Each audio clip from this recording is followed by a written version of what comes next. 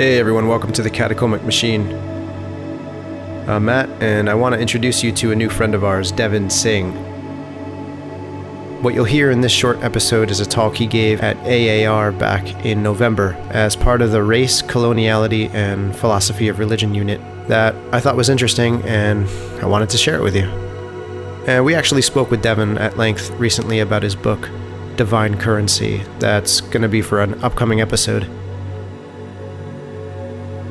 I'll link to the book in the show notes, so you can take a look at that if you want.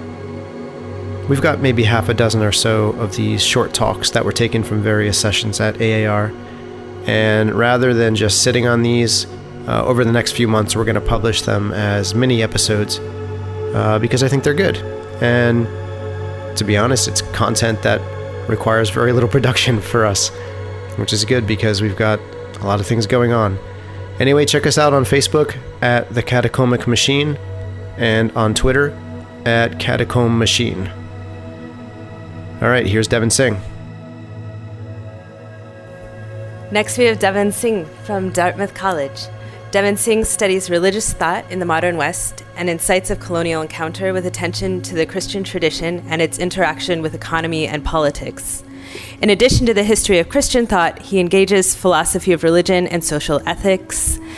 Singh explores questions of religion and politics, religion and economic secularization, sociology of markets and money, and race and coloniality in relation to religion. His first book, Divine Currency, The Theological Power of Money in the West, which is coming out soon, right? Yeah? 2018, examines the ways early Christian thinkers made use of monetary and economic concepts as they created Christian doctrine, and how this close relationship between theology and money has lent a sacred aura to economics as it developed in the West. Prior to joining faculty at Dartmouth, Singh was a Mellon postdoctoral fellow in the Integrated Humanities and lecturer in religious studies at Yale University. He is on leave for this year, supported by a first book grant from the Louisville Institute, and is a visiting scholar at Harvard Divinity School Center for the Study of World Religions. Let's welcome Devin Singh.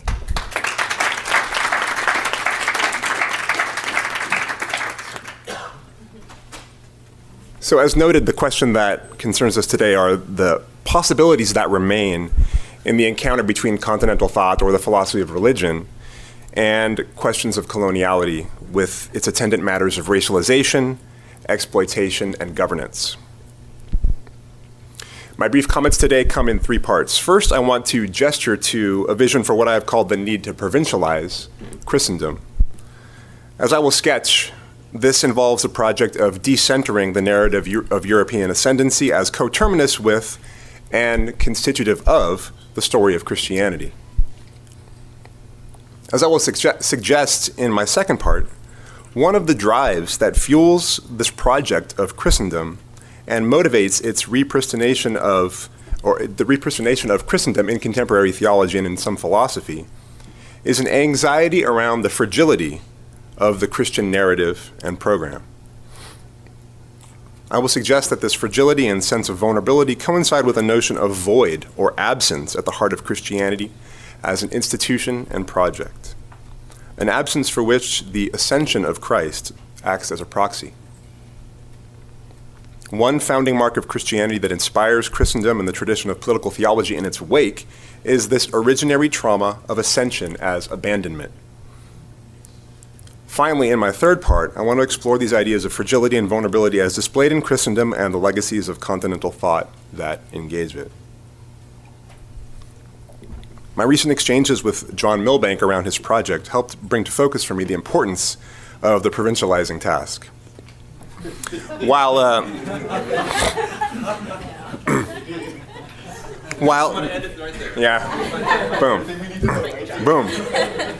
While Milbank has become the proverbial whipping boy of the move to identify Christianity with European high culture, the tendency, though, as we know, is much more widespread and endemic. It remains a challenge to think Christianity otherwise, outside the European story that has so defined it and disseminated one particular genre or set of genres to the world. Yet, of course, other stories do exist. Milbank's Hegelian incarnationalism expresses itself as a commitment to incarnational truth as revealed historically, such that the practices of the community as the enduring body of Christ make ever more real Christ as the manifestation of truth. So this leads him to an exegesis of European civilization as a sacrament of incarnational truth. The material history of Europe is the history of Christianity, which makes real the incarnation. One could ask, of course, whether this need be a tale exclusively about Europe, and whether the incarnation cast lasting ripple effects in other directions and trajectories. The specificity of European Christianity, tied to triumphalist and colonizing impulses, might then be decentered and positioned as one among a plurality of narratives of Christian identity. Provincializing Christendom, then, would be to place it in a polycentric tale of global and mutually constitutive development. Such mutual constitution would then move from a vision of parallel traditions developing distinctly to a consideration of such traditions always already informing each other across time. Exalted European Christianity would then need to be set in a larger tale of Asia and Africa, with the philosophical roots of Christianity found not merely in Greece and Rome, but in an Afro-Asiatic cradle of thought. As Robert Bernasconi notes, the dogma that philosophy proper begins in ancient Greece and was developed solely in the Western tradition was actually formulated in the late 18th century, when it quite abruptly replaced a long-standing recognition that the ancient Greeks had drawn on Egyptian and other Eastern sources. What's one to make, Bernasconi asks, of the apparent tension between the alleged universality of reason and the fact that its upholders are so intent on localizing its historical instantiation? This is what he calls the paradox of philosophy's parochialism. Such parochialism is, of course, of a piece with this project of Christendom as totalizing, and to provincialize it is to call out and highlight this parochialism, hidden as it is in plain sight under the guise of inevitability and universality. Inserting such productive disruptions could be as direct as, for instance, reclaiming Tertullian, Cyprian, and Augustine as North Africans, as Berbers, or Clement and Origen as Egyptians. Or it could mean locating alternative ontologies that served as founts for Christian systematic thought in Africa or Near Eastern traditions of reflection. It certainly appears significant, for instance, that the great original systematic thinkers of Christianity, Clement and especially Origen, were shaped in Egyptian Alexandria, with its venerable history as a center of philosophy in the ancient world, shaped in large part by Egyptian thinkers long before Greek ascendancy. So the myth of the West then gets relocated into a larger narrative that keeps it in view of Africa and Asia as forebears. Moving to my second part, it strikes me that this drive to create this unassailable, monolithic edifice of white European Christendom is one response to the fragility of Christianity itself. This fragility stems from an open void, an absence at its core. I was led to these insights in responding to and critiquing Giorgio Agamben's exploration of glory in the Christian and Western political theoretical traditions. Agamben reads glorification of the Godhead as masking a vacuity and an absence of power in God, seen in the Trinitarian economy, where each member deputizes the other, such that ultimate authority and the basis of sovereignty are deferred. Such a debate may be resolvable depending on what model of the Trinity one espouses, although, of course, verification or refutation of such a supposed absence remains ultimately unresolvable. But it struck me that a much more blatant, pressing, and empirically verifiable absence stares Christian tradition in the face. And I speak of the missing body of its founder and Lord, which brings me to the doctrine of the ascension of Christ.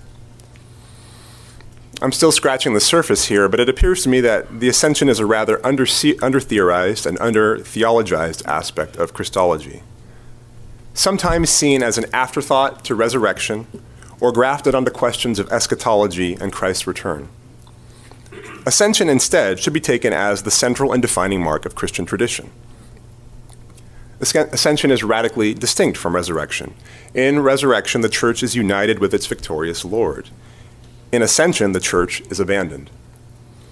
The sign under which the church and Christian history operate is that of their absent Lord. Ascension and the void left behind define the Christian age, as Christians worship at the empty throne. This is the fragility at its core, marked by the claims about a risen and exalted Lord who is nowhere to be found. Various responses in doctrine and practice to this void can be seen as attempts to cope with this trauma of abandonment that marks the tradition. So the incarnational realism that Milbank and many others espouse is one of several reactions to the void. And it's an effort to extend the presence of Christ in the face of Christ's absence. The doctrine of the church as Christ's body is one clear response to the problem of the missing body. Related developments around the Eucharist and further sacramentality are extensions of this. The Eucharist emerges not merely as the centerpiece of ecclesial identity, but as a marker of divine presence, of the present body, despite its absence. Christian history and practices then become sanctified and serve as sites of reflection on revelation about the incarnation, in light of this claim that they somehow preserve Christ's body. It's no coincidence that reconfigurations and understandings of the church as Christ's body, seen in Reformation debates, for instance, coincide with vigorous debates about the nature of the Eucharist. In both cases, as well, questions about the precise location of Christ's body, whether in the transubstantiated host, whether in, with, and under the elements, or whether hidden with God in heaven, factor prominently. It strikes me that one might be able to even read elements of the Reformation as a debate about anxieties of what to do with the missing body of Christ. Thus, moving to my third and final part, the central void and absence that renders vulnerable the entire Christian project has generated a legacy of effects. This incessant focus on ideas of Christian culture and European Christian civilization are extensions of Christendom, which is itself predicated on a more foundational claim about the church as the body of Christ. The idea that such white Christian high culture is determinative for the truth of Christianity relies upon a sacramentology that renders such material practices sacred, a sacramentology that is itself a response to absence. The proliferation of ecclesial bureaucracy with its many roles and offices established to manage a flock charged with being the presence of the absent Christ is one key mass of substance, of stuff, to fill this glaring void. This edifice conveyed various structures and patterns of rule, obedience, and observation to Western forms of government, seen, of course, in the emergence of pastoral power and governmentality. The long tradition of Christian and later secular European political theology that developed strikes me as another significant coping strategy. But such theology recognizes, or at least seems to sense, the threat of fragility and vulnerability brought about by absence. The problem is not merely the royal remains, but their lack. The once and future king is absent. There is no corpse over which to grieve. There is no flesh. Those familiar with political theological debates might recall that a major point of contention between Carl Schmitt and Eric Peterson concerned the catechon, or the so-called restrainer of the Antichrist, that was delaying the end times and the return of Christ. And what is this, if not a debate stemming from the central problematic of this ascended and absent Lord? Yet, what better way is it to deal with a missing king than to proclaim that the king remains in the mystical body and his followers? Thus, as richly documented by Ernst Kantorowicz, the Church as corpus mysticum funded political ideas of the Commonwealth as the mystical body of the king. Having dealt with the challenge of its completely absent Lord, Christianity could lend coping strategies to the comparatively less difficult problem of the secular body politic dealing with its dead, yet still present and visible king, whose body could be mourned and buried. This notion of absence and void, of course, has resonances with the concept of abyss, as Jante has explored in his illuminating study. Like the abyss, this void at the heart of the tradition has certainly been generative, even as it has been destructive. The aspects that interest me are less about the void itself, although this should be explored, than about the implications of coping with it, about the results of negotiating the fragility and vulnerability at Christianity's core. Could it be that the history of Western philosophical focus on presence and being bears traces of this trauma? Ellen's comments on photography made me think that perhaps the focus on categorization, fixation, documentation, and freezing are the result of this anxiety about coping with loss. I think of André Bazin's amazing essay on the ontology of the photographic image, where he talks about photography as this mimetic attempt to freeze reality. in the face of death, a form of mummification. And of course, the ways that photography is imbricated at its origins with criminality and with documentation and the body and the archive. Jay's comments made me wonder whether we can think then of property as also related to fixation and preservation, and how we might think this paradoxical relationship between enclosure and expansion. How is it that capitalism works in both impulses, to enclose, to privatize, to seal off, and yet to expand, to colonize? These seem like contradicting impulses, and yet they work together. And how much of that is an effort to grasp, to hold on, to fix and capture the missing body? Certainly these questions of being and fixation and categorization have long pre-Christian histories, and I'm not trying to periodize this only to the ascension and abandonment.